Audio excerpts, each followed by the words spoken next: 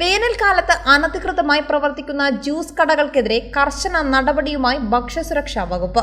മതിയായ വൃത്തിയും രജിസ്ട്രേഷനും ഇല്ലെങ്കിൽ പിടിവീഴും. വേനൽക്കാലത്ത് ജലജന്യ രോഗങ്ങൾക്കും ഭക്ഷ്യ വിഷബാധയ്ക്കുമെതിരെ ജാഗ്രത പാലിക്കണമെന്ന് ഭക്ഷ്യസുരക്ഷാ വകുപ്പ് മുന്നറിയിപ്പ് നൽകുന്നു. രജിസ്ട്രേഷനോ പ്രവർത്തനാനുമതിയോ ഇല്ലാത്ത ജ്യൂസ് കടകൾക്ക് പിഴയടക്കം ചുമത്താനാണ് തീരുമാനം. ഇതിനായി പ്രത്യേക സ്ക്വാഡുകൾ പരിശോധനയ്ക്ക് ഇറങ്ങും. ജ്യൂസുകൾ ഉണ്ടാക്കാൻ ഉപയോഗിക്കുന്ന പഴങ്ങളുടെ ഗുണനിലവാരം പരിശോധിക്കാനായി മൊത്ത വ്യാപാര കടകളിലും ചില്ലറ വിൽപ്പന കടകളിലും സ്ക്വാഡ് എത്തും. സംശയം തോന്നുന്നവ പരിശോധനയ്ക്ക് അയക്കും. വെള്ളം, ജ്യൂസ്, ചായ എന്നിവയ്ക്കായി ഉപയോഗിക്കുന്ന വെള്ളത്തിന്റെ ഗുണനിലവാരം ഉറപ്പുവരുത്തും.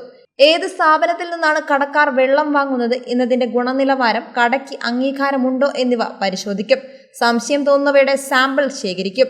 മലിനജലത്തിൽ നിന്നുണ്ടാക്കുന്ന ഐസിന്റെ ഉപയോഗത്തിൽ പല രോഗങ്ങളും ഉണ്ടാകാൻ സാധ്യതയുള്ളതിനാൽ ശുദ്ധജലം ഉപയോഗിച്ച് ഐസ് ഉണ്ടാക്കാൻ ശ്രദ്ധിക്കണം.